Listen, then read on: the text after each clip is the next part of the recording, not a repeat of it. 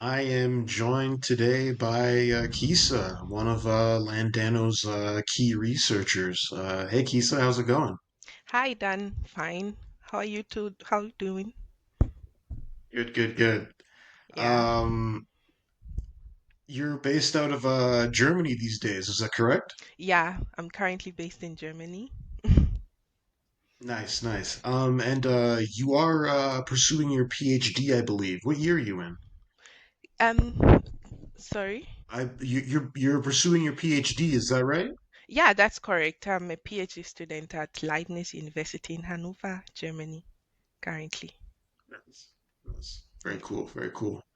So actually, the main reason why we decided to have this episode today was to just really have a high level conversation about blockchain and its impacts on land tenure. Seeing as you're one of our key contributors, it'd be great to not only introduce you to the world, I suppose, but get to dive into your research a little bit more. Yeah, Sound thank good? you very much. Yeah, for inviting Awesome. me on your podcast and giving me the chance to also um, share some insight and ideas on my research and what Landano is currently doing. It's a pleasure to be here. Awesome. Yeah. Nice, nice. Um, all right, well, let's just dive into it. Okay. What unique challenges does blockchain address in traditional land administration systems? Yeah. So, well, I think it's quite challenging if someone has to come up with the idea or introduce the idea of blockchain to land administration or the traditional land system because it's the current land administration system is very conversative when it comes to technological change. So the moment you raise the topic of blockchain, then it becomes difficult to educate or difficult to let the people understand what exactly blockchain has for land administration. We will all agree that our current land system is susceptible to fraud, issues like inconsistent data, incorrect data, and it's very important for us to understand that the land administration system is more or less like a public repository of our land data. So whatever information we are putting on it should be accurate and it should be what it should be the legal rights of the people. So we have to make sure that if we are integrating or if we are putting our land information on the blockchain, then it's going to serve the right purpose for the people. So we've all come across issues like fraud with our current land administration system, limited access to record, especially in regions where we have our customary tenure system, which is a more complicated issue when it comes to land. So blockchain has some unique characteristics that would help us solve some of these pertinent issues we have in our land administration system. Blockchain could record land rights in a way that it will be tamper proof, that no one could alter the particular rights that is stored on a blockchain system. Yeah, so we could pick up issues like land grabbing and fraudulent title deeds, which are mostly common in our land administration system. And blockchain could offer a transparent system to address some of these problems that we have. So I see blockchain as a transformational tool that can revolutionize the land administration system in our current times. Now, when you refer to land guarding, this is a major systemic issue in Ghana, is that correct? That is correct. So, for viewers who aren't aware of what land guarding is, could you just describe that for us, please?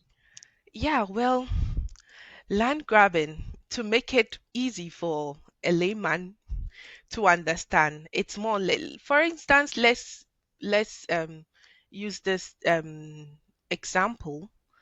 Maybe we all prepare a big cake for a party and we invite people to come over to share or celebrate with us, and at the end of the day we realize that a huge chunk of the cake has been taken away from us.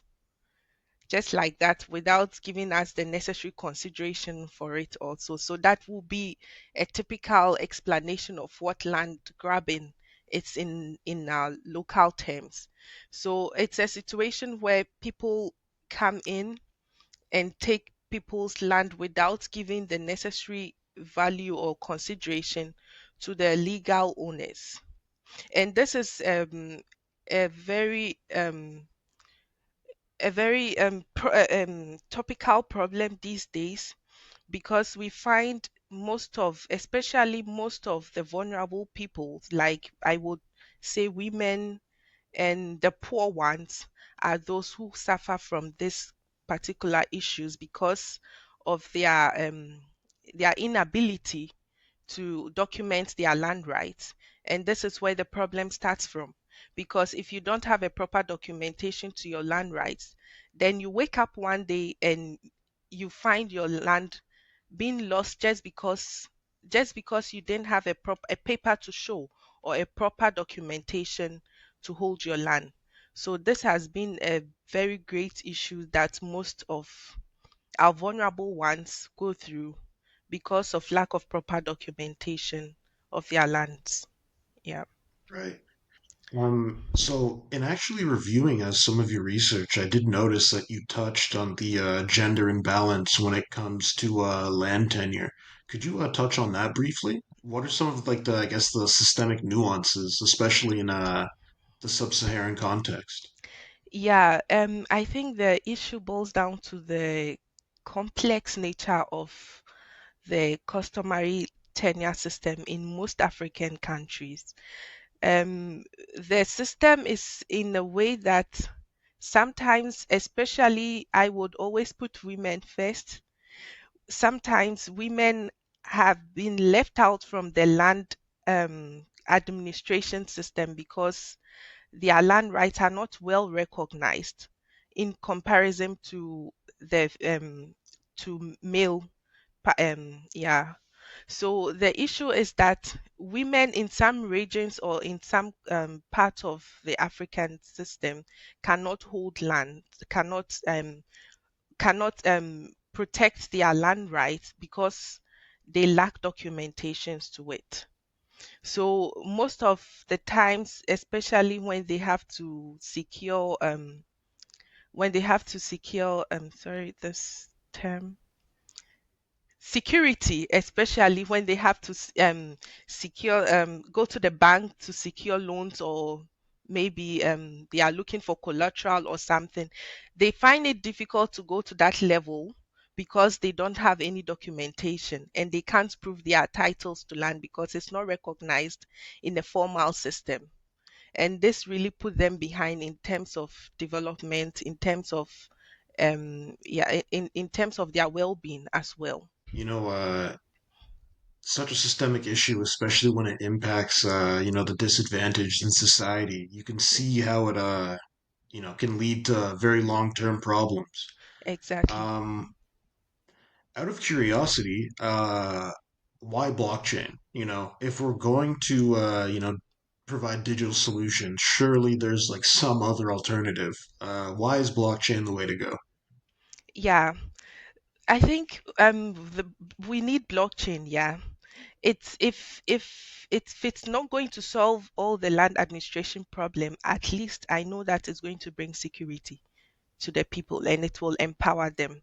Because if someone's land right is being documented on the blockchain, then we are rest assured that it's not going to be tampered with, and it's there for prosperity. And so if blockchain is integrated in our normal in our conventional land administration system, it's not more or less that we are going to replace it totally with blockchain, but integrating it with the technology would ensure that even the vulnerable ones whose land rights have not been recognized in our conventional land administration system or land registry system would have their rights being formalized or being recognized in a system that is secured enough. Yeah, so I think blockchain um can help assist or can help put some of the vulnerable ones right ahead. Yeah. Okay, so I kind of just want to touch on, the overall like history of success and failures of blockchain projects because I find it, the more you look, the more you see in terms of these projects. And I find that there's been a bit of like a graveyard, so to speak. Many people attempt it and, don't get too far.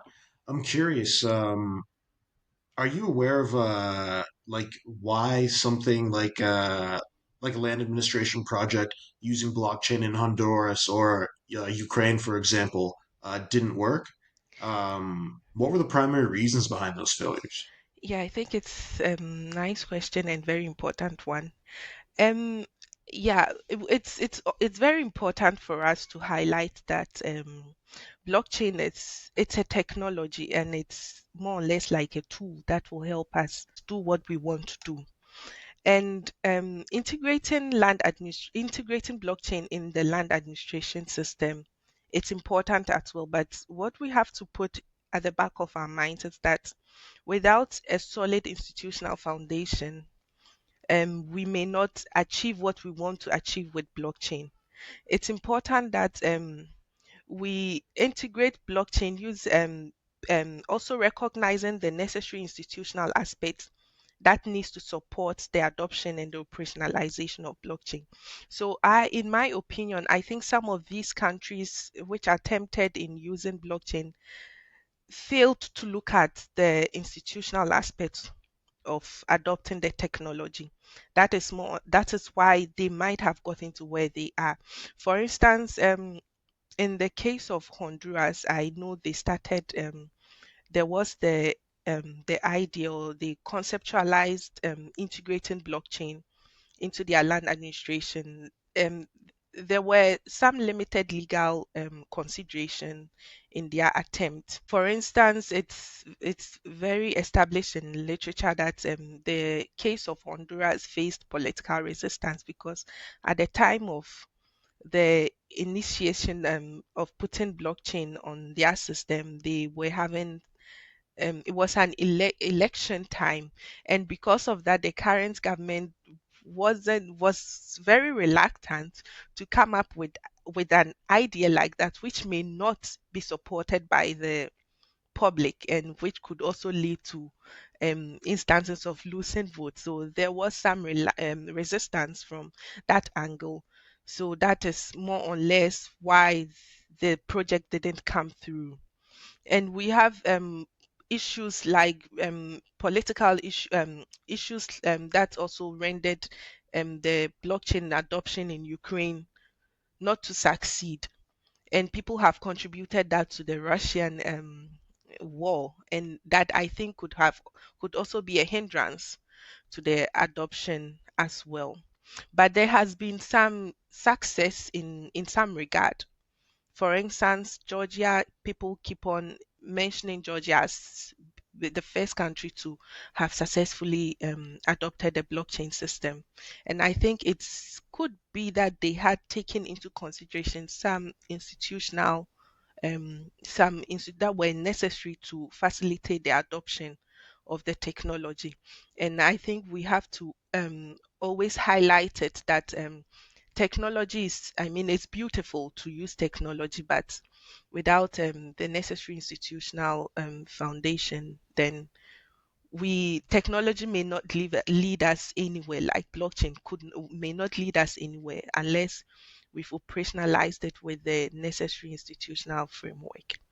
Yeah, and Right, currently right, that is what my research topic focus on, to develop an institutional framework that will facilitate the adoption of blockchain projects in land administration. I think it's an important point that we have to look at. right, right. Just to circle back briefly Mm. to the case of Honduras, you did mention that it was due to an election that the adoption didn't happen, right? Yeah, Um, yeah, that has been highlighted as a major reason why it was rejected in the first stage of, yeah, of right. implementing. And it's actually funny because we find that in Ghana, I'm sure you're aware, an Yeah, election's coming up. exactly. And And so any dealings with the lands commission or like the government could be null and void in a Yeah, few it will be months. difficult. It will be Yeah, difficult, and in the current time, it will be difficult because, yeah, no government wants to be ridiculed by the people. They, at this point, they always want to do what is right, and they wouldn't want to come up with anything that would also, yeah, would also bring up issues. Yeah, so I think it will be a difficult time for Ghana to quickly put up a blockchain land administration system. yeah. That's actually why we're waiting until, after the election, wait for the dust to settle, and Exactly. then move in afterwards.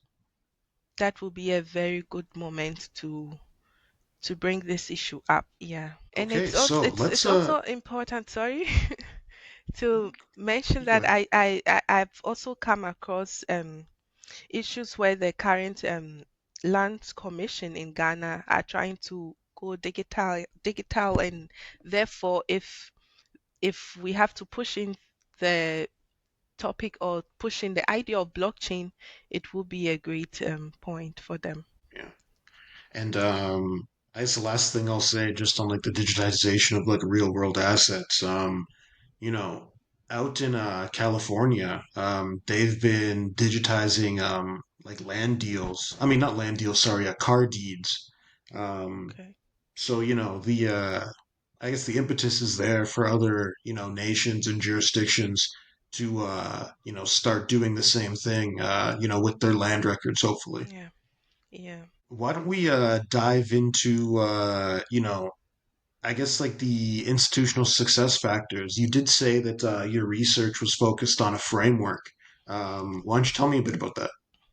Yeah, well, the research is currently looking at the necessary institutional factors that could either be a hindrance or could facilitate the adoption of blockchain onto a land administration system. And we try to identify some of these issues, but in a more theoretical aspect, we wanted to understand it using the Scott three pillar framework. So we wanted to know because if we are talking about institutions, then it's important to identify what are the regulatory elements, what are the normative or organizational elements, and what are the cultural cognitive elements.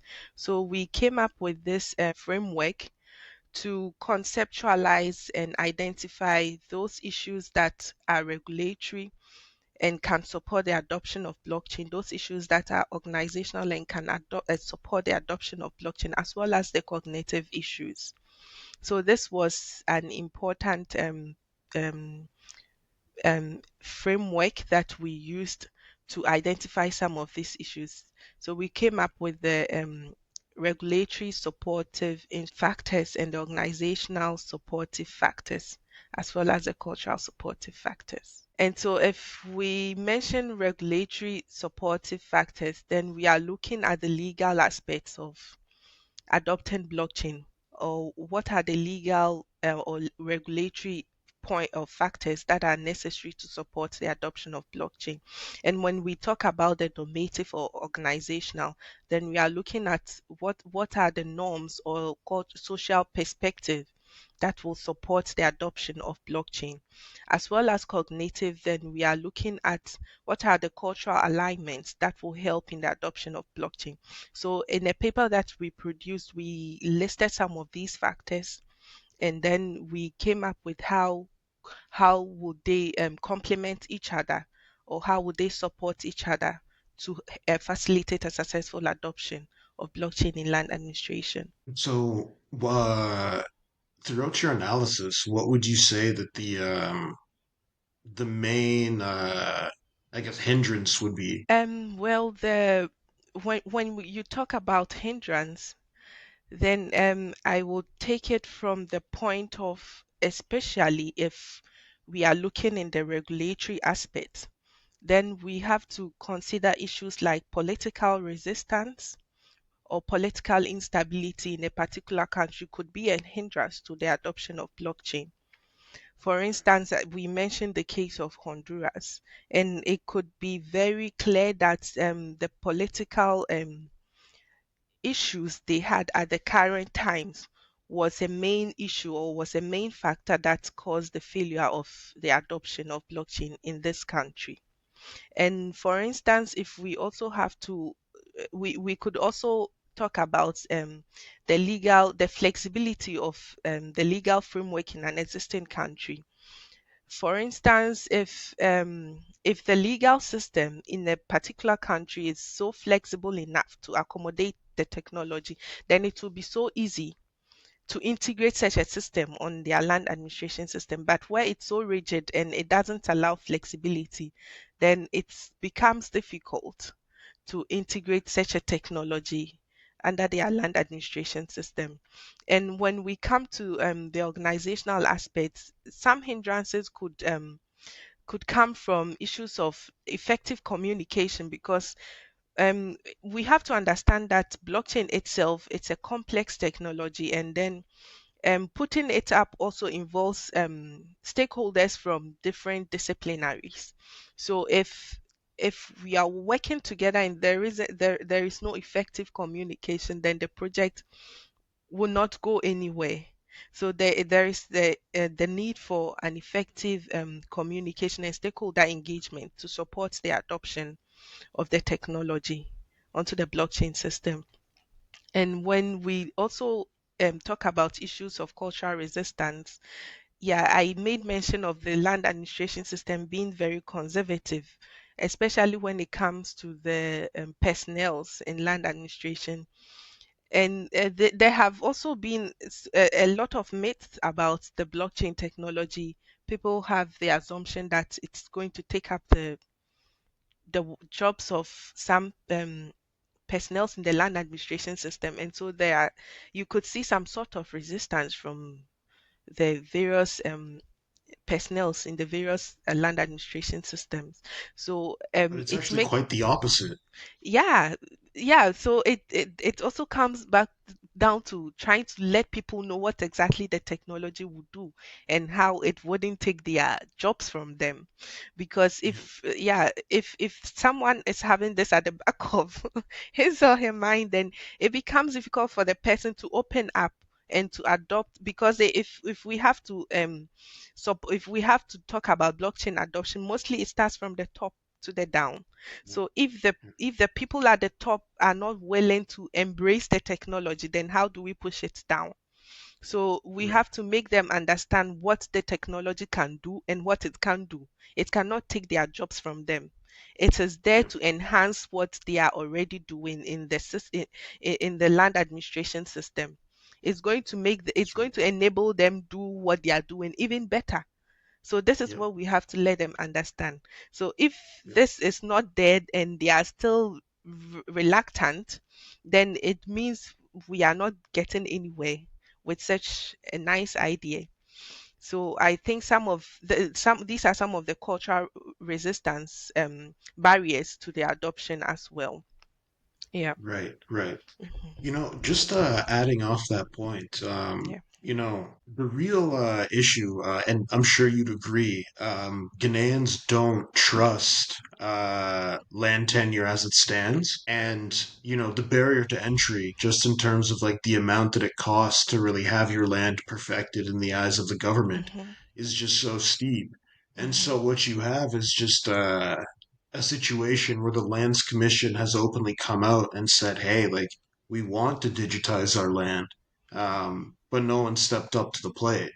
Uh, and I think what you're saying is that it speaks to the direct issue, the Yeah. lack of trust, right? Yeah. Um, and so building up from at the grassroots level, at Landano, we've always tried to, involve the tribal chiefs, and you've Mhm. been instrumental in that, of Yeah. course. Yeah. But I'm just curious as to, if these parallels exist across other jurisdictions. What would you say? Yeah, I think that is very obvious that there are Mm, challenges when it comes to pushing blockchain for land administration, and I really see prospects for Landano's project. So far, there has been other projects which have tried to implement blockchain for land administration in Ghana, and some of these projects have they didn't see the day of light because they didn't take into consideration the problems on the ground. And the approach that Landano is taking is that, yeah, we know there are difficulties, and we know the land rights are for the people.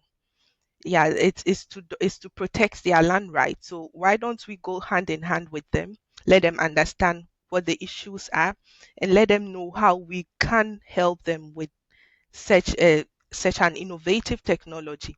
So what Landano is going, it's not going so technical. It's taking participatory approach with with the people as well as the technical aspects to make a successful project. So there are a lot of prospects for Landano's project, I think, because of the approach that is taken. The fact that it's not just putting the technology on the people, but making the people know and understand what this technology can do and how it can secure their land rights. Right. I remember in our previous conversations we had Yeah, touched on public-private partnerships and how yeah, Landano really had to, drive into that niche and ensure that we touched with like the various stakeholders. yeah. Do you think that this was something that was like attempted in the past by others and they just failed, or are we just like the first to attempt it like this? What would you say? Yeah, I think I would say that it has been attempted by people and it has failed, maybe because of the approach that was taken. That is why it's important, because what Landano is doing is trying to understand the research on the ground. Landano is taking into consideration what researchers are putting up there, or are the evidences that researchers are coming up with, and they are taking these evidences to guide them in implementing their technology. And I think that is an important step to take, because if you look at private public partnership, it has been stated as it's a necessary institutional factor to look at, because blockchain, I don't think it's a one party issue. It involves different stakeholders, and if we are going it along private and public partnership, then there's a pretty lot of success in that direction. And so if what Landano has started right now is from various rural communities, and I know that from that step it's going to achieve success. And if it's going to achieve success, it will set as an exemplary for other communities, which could scale up to the national level. And that is where we can foster public private cooperation, because if we have successful examples out there, then it's an indication that it can do better at the national level, or it could be a motivation for the government to support Landano at the national level. So I Right, think it's in right. the right direction. Now I'm with you there 100%. Yeah, You know, it's so great to see some of the work that we're doing slowly come together. I'm sure you're aware of the onboarding process that's been happening with like Mozambique, so we're yeah, excited about yeah, that as yeah, well. yeah, yeah. Um, So just to speak on like future perspectives and like policy recommendations, what policies or regulatory frameworks would you recommend to facilitate responsible integration of, I guess, blockchain in land administration? And would you say that we've checked all those boxes, those prerequisites? Yeah, I think it's also it's necessary to look at the regulatory aspects, because it first of all it comes first. It comes first in integrating a technology like blockchain into the land administration. And it's necessary that if a company like Landano is trying to push this um, agenda forward, it needs to understand the legal system, or it needs to understand the customary system of this particular jurisdiction. And this is how far Landano has gotten to, trying to understand what exactly the people need, trying to understand the legal issues, trying to understand uh, what are the regulatory supportive instruments that are needed to help integrate such a system. And that is what it has done in the first step. And I think it was the most important aspect from the beginning, because you can't just put the technology out there without knowing, without understanding the needs and the issues of the people you are giving this technology to. And it seems that from day one, it has tried to work to take participatory approach and work hand in hand with the people, with the chiefs, with the landowners, and that makes that makes it brings out a picture that it's on its way to success. Yeah, that is what I can say. So, another question for you. Yeah. Let's say you're the head of your own nation, okay? Yes. What you say goes. What steps would you take to, I guess, prepare for implementation? Because, so many of these institutions and the methods that they use are very antiquated. Like, forget about blockchain. A lot of these records aren't even digitized yet. They exist like on like pen and paper. So Yeah. I guess like how would you prime a nation to adopt Landano's technology or blockchain technology for land tenure?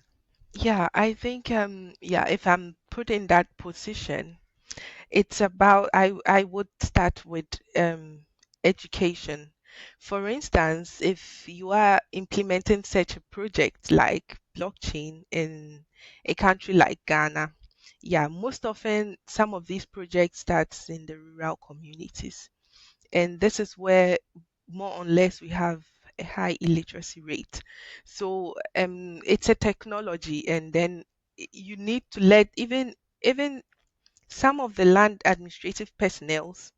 It will shock you that you mentioned a technology like blockchain for land, and they are even confused what you are talking about. So it's important that if they are going to handle this whole thing, we have to let them understand. We have to educate them. We have to let them know what the technology, how it works, and what the technology can do for our land value, for our land rights. So it's I would start with letting people know, letting people have the knowledge, and letting people get to embrace what the technology is for. Because if you are putting such a technology on land itself, it's a very complicated issue. It's not just as we see it, it's both political and social, and it means different things to different people. So the moment you come up with such a technology, yeah, it will be difficult to get their support. So first of all, we have to start with the education to get the public support and let them trust the system, because we live in that environment, especially talking in the context of Ghana. We live in that environment where we even don't trust our formal system enough, not to talk of putting the system or integrating the system with the technology. Then it confuses the people, it confuses them more. So you need to let them understand, put in simple terms, to let them understand what the technology can do, what it can do, and how it can help them secure their land. If we start from such a step, I think we have a we will have a success at the end. And it also comes down to political will. If those at the top are not ready to open up or to accommodate such a technology, then yeah, we as individuals, we as researchers, practitioners, or technicians will do our best, but we wouldn't have the support to push the technology forward. So we Right. need the support of the government. Yeah, and that we also have to let them understand and know the importance of this technology and how it can help the people. Yeah, so I think these two key issues would pave the way. would pave the way for success. If we have these issues ahead, and if we have a legal, an institutional or a legal supportive system, then I think blockchain would definitely have a chance in the land administration system. Yeah. And I Yeah. mean, if you just think about even some of the ancillary, causes and, or rather, effects of land tenure issues, Mhm. one of the main ones is actually the amount of stress that it puts on like the court system, right? Yeah, yeah, that is true. That is And true. so, you know, just Yeah, implementing the Landano solution, yeah, I definitely think would go a long way in helping that. One more question for you, Keith, yeah, before I let you go, if that's okay. yeah. Fine. So as blockchain technology continues to evolve, what future advancements or innovations could further improve its suitability for land administration, in your opinion? Yeah, I think if we talk about, the issue is sometimes I have the fear that, well, maybe people, as people say, blockchain is just a hype. It might not even um maybe see enough or wider adoption in the land administration system. But I also cast my mind back in other fields or other sectors, and I see improvement. I see adoption is being it's been high in other sectors, when especially when you look at the finance sector. Blockchain is really doing well, and it's really moving up. But if you come to the land um, industry, then it's a bit slow. It's a bit slow, and I think it's because maybe we haven't done enough, or maybe as researchers or as practitioners we haven't done enough to um, push the technology, or let people know what it can do, let people know the importance of integrating such a technology to save people's land rights, or to keep their land rights secured. So maybe if you talk about future innovations, yeah, we've seen a lot of failures when it comes to the adoption of blockchain in the land sector. So we have to, it will be necessary as for us as researchers and technicians or practitioners to examine or understand how some of these how some of these projects or initiatives failed, what caused their failures, what caused their success, how do we benchmark best practices to increase the adoption of blockchain in the land system. I think this is what we have to do.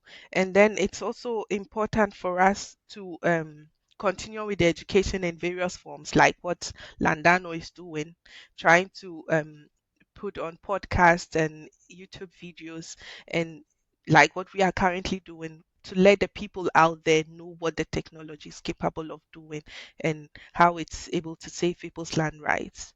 So I think some of these practices will be in the right direction to support the adoption of blockchain in the land field. Awesome, awesome. Kisa, this has been great. Before I close off, do you have any closing remarks for our guests? Oh, thank you very much, Dan. Well, I am happy to to come on this podcast to share some research ideas or my research goals, um and some of the good initiatives that Landano is currently putting out there in most African countries. And it's all for the purpose of saving people's land rights. We have to understand that sometimes it's important to connect land rights to people's freedom. Yeah, if you just imagine waking up one day and seeing that the land that you've owned for several years have been taken away from you just because you didn't have the proper documentation, or just because you couldn't prove your land rights in the right way. So if such an initiative is being taken up by Landano to help secure people's land right, then we are here to support that. So it's a pleasure to, be on this podcast. Thank you for the No, invitation once again. And we thank you so much for coming out. Again, your research has been integral to Landano's success, and I personally look forward to working with you more in the future. It's my Thank you so pleasure, much. Dan. Thank you, and hope to All right, connect again. most definitely. I hope this is the first of many podcasts. Definitely. Bye for now, Kisa. Thank you. Bye, Dan.